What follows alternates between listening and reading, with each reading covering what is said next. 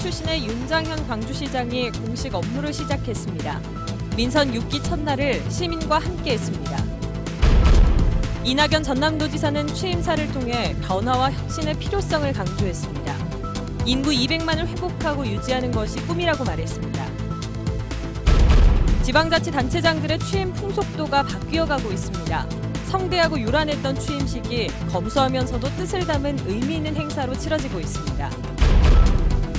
담양의 요양원에서 한밤중에 불이 났습니다. 스프링클러가 작동한 덕분에 인명피해로 이어지지 않았습니다. 여러분 안녕하십니까? 광주 MBC 뉴스데스크입니다. 윤장현 광주시장이 오늘 취임했습니다. 시민 주권시대를 열겠다고 포부를 밝혔습니다. 시민들과 함께하는 것으로 첫날을 열었습니다. 박수인 기자입니다. 첫 시민시장의 취임식은 시민들이 주인공이었습니다. 청년과 주부, 장애인 등 34명의 시민들이 단상에 올라 윤장현 시장과 취임 선서를 함께했습니다. 광주 광역시장으로서 직책을 성실히 수행할 것을 엄숙히 선서합니다.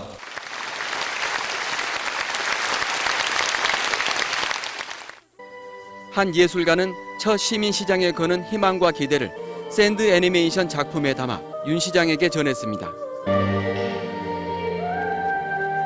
윤 시장의 공식 업무는 중증 장애인 가정을 방문하는 일로 시작됐습니다. 의사 출신의 시민운동가답게 윤 시장은 환자의 상태를 꼼꼼하게 살폈습니다. 이걸 계속 오래 하고 있으면 일단 이것도 생겨 좀 답답하거든. 코가 많이 내려앉더라고. 24시간 돌봄이 필요한 중증 장애인은 몇 명인지, 이들이 좌절하지 않도록 광주시는 어떤 도움을 줄 수 있는지 윤 시장은 동행한 공무원들과 조목조목 할 일을 챙겼습니다. 이분들이 힘든 것도 사실이지만 가족들의 인간적인 삶을 한 번도 가질 시간이 없습니다. 윤 시장은 시청 구내식당에서 직원들과 함께 점심 식사를 하고 중증 장애인 24시간 활동 보조 지원 문서에 첫 결재를 했습니다. MBC 뉴스 박수인입니다. 윤장현 시장의 취임사에는 시민의 뜻에 따라 시정을 펼치겠다는 의지가 담겼습니다. 이계성 기자가 취임사를 살펴봤습니다. 시민의 시대를 열어주신 광주 시민 여러분께 깊은 감사의 말씀을 드립니다. 시민 여러분께서 주신 뜻을 받들어 오직 시민만 바라보며 시민의 눈높이에서 시민과 함께 시민의 뜻에 따라 시정을 펼쳐나갈 것을 약속드립니다. 윤 시장이 추구하는 민선 6기 광주시정의 방향은 더불어 사는 광주를 실현하는 것입니다. 더불어 사는 광주는 광주뿐만 아니라 다른 지역, 남과 북, 대한민국, 그리고 아시아 전 세계를 넘어서 함께 나누는 광주의 가치가 될 것입니다. 더불어 사는 광주를 이루기 위한 6가지의 시정 목표를 설정했습니다. 참여하는 자치도시, 평등한 인권도시, 안전하고 푸른 건강도시, 따뜻한 복지도시, 넉넉한 경제도시, 꿈꾸는 문화도시입니다. 이 같은 민선 6기 목표를 이루기 위해서 공직자들이 동반자로서 적극 동참해달라고 당부했습니다. 공직자 여러분들을 신뢰하고 믿고 함께 가겠습니다. 다만 무사한 일, 권한만 행사하고 책임지지 않은 태도, 시민의 눈높이를 무시하는 갑으로서의 굴림, 정의로운 공공성 실천에 대한 경시가 혹시라도 있다면 제 시장의 이름으로서, 시민의 이름으로서 반드시 고치도록 하겠습니다. 그렇게 해주십시오. 윤 시장은 취임 100일을 즈음해 4년의 마스터 플랜을 제시하고 모두가 자랑스러워할 민선 6기를 만들어 가겠다고 약속했습니다. MBC 뉴스 이계상입니다. 이낙연 전남지사는 변화와 혁신을 화두로 던졌습니다. 장만채 도교육감은 교육력을 높여서 당당한 인재를 만들겠다고 말했습니다. 이어서 양현승 기자가 보도합니다. 10년 만에 새 도백을 맞은 전라남도. 이낙연 전남지사는 9쪽에 이르는 긴 취임사를 통해 수차례 변화와 혁신을 외쳤습니다. 호남이 없으면 나라도 없다는 이순신 장군의 외침과 김대중 대통령의 민주화 투쟁 등을 언급하고 전남의 자존심 회복을 선언했습니다. 우리는 변화와 혁신을 피할 수가 없습니다. 저는 공직자 여러분과 함께 즐거운 변화, 부드러운 혁신을 이루겠다고 선거 기간 내내 말씀드렸습니다. 민선 5기까지 녹색의 땅이었던 전남의 기치는 생명의 땅으로 바꿨습니다. 전남은 생명의 원천인 식량의 공급 기지는 물론이고 생명이 쉬고 즐기며 치유하고 충전하는 생명의 힐링 기지로서 충분한 자격을 갖추고 있습니다. 활기와 매력, 온정 회복으로 청년이 돌아오는 전남을 만들어 궁극적으로 인구 200만을 회복하고 유지하는 것이 꿈이라고 밝혔습니다. 장만채 교육감은 4년간 이어온 교육 방침을 다듬고 교육력을 높여 당당한 인재를 양성하겠다며 주민 직선 2기를 시작했습니다. 저와 여러분 모두가 함께 전남 교육의 새로운 지평을 열어가십시다. 세월호 사고 이후 커진 안전에 대한 걱정을 떨쳐내는 데도 주력하고 교권을 바로 세워 교사가 존경받을 수 있는 여건도 만들겠다고 밝혔습니다. MBC 뉴스 양혜승입니다. 장휘구 광주시 교육감도 주민 직선 2기 시대를 열었습니다. 장 교육감은 지난 4년의 성과를 바탕으로 혁신 교육을 더욱 강화하겠다고 말했습니다. 지난 4년이 공교육의 변화를 위한 기틀을 마련하는 기간이었다면 앞으로 4년은 혁신 교육이 학교 현장에 굳게 뿌리내리는 과정이 될 것입니다. 학생들에게 꼭 필요한 미래 역량을 기르도록 교육 과정을 재구성하겠습니다. 수업 혁신을 통해 질문이 있는 교실을 만들고 교사들의 수업권과 평가권을 강화할 것입니다. 오늘 임기를 시작한 기초단체장들은 대체로 소박하게 취임 첫날을 보냈습니다. 수천 명을 초청해 떠들썩하게 치렀던 예전과는 다른 모습이어서 일단은 기대를 갖게 합니다. 김양훈 기자가 보도합니다. 땅끝 전망대에서 조촐한 취임식이 열렸습니다.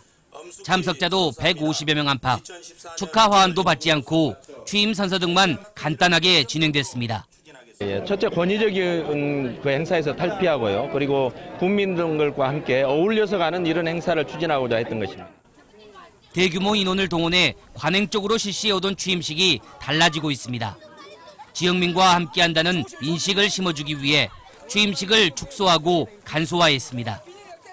바다숲으로 보내는 행사는 이제 변화의 첫걸음이다. 그래서 우리 완도가 이처럼 앞으로 쭉쭉 뻗어나가기를 바라는 의미에서 장애인과 홀로 사는 노인 등 소외 계층을 취임식에 초대하는 것도 눈에 띄게 늘었습니다. 주민을 섬기겠다는 의지를 보여주는 봉사활동도 새로운 취임식 풍속으로 확산되고 있습니다. 권위를 버리고 낮은 자세로 시민들과 함께 소통하며 희망찬 세목포 건설에 지자체들이 세월호 추모 분위기를 이어가고 경제 사정이 나아지지 않는 사회 분위기를 고려하고 있는 것입니다. 딱딱한 취임식이 아니고 지역에 맞는 취임 행사를 함으로써 군정에 기대를 많이 하고 있습니다. 하지만 단체장의 이 같은 취임식은 형식의 변화에 그쳐서는 안 됩니다. 선거 과정의 갈등과 분열을 치유하고 변화를 바라는 주민들의 실질적인 요구를 담아내지 못한다면 보여주기식에 그칠 수밖에 없습니다. MBC 뉴스 김양훈입니다. 어젯밤 담양의 한 요양원에서 불이 났습니다. 한 달 전 21명이 숨진 장성 요양병원 참사가 반복되지 않을까 걱정됐는데 이번엔 다행히 모두 무사했습니다. 어떤 차이가 있었을까요? 김인정 기자가 취재했습니다. 어젯밤 10시 30분쯤 와상 환자 3명 등 노인 환자 10명이 있는 한 노인 요양원에서 선풍기 과열로 불이 났습니다. 밤 늦은 시간 단 한 명의 야간 근무자, 거동이 불편한 노인 환자들까지 한 달 전 발생한 장성 요양병원 참사와 매우 비슷한 상황이었습니다. 부축을 해가지고 걸으실 수 있던 분들이 한 6, 7분 됐고요. 예. 그다음에 이제 거동이 힘드셔가지고 그 매트리스 이용해가지고 저희가 옮겨드린 분들이 한 3, 4분 됐던 것 같아요.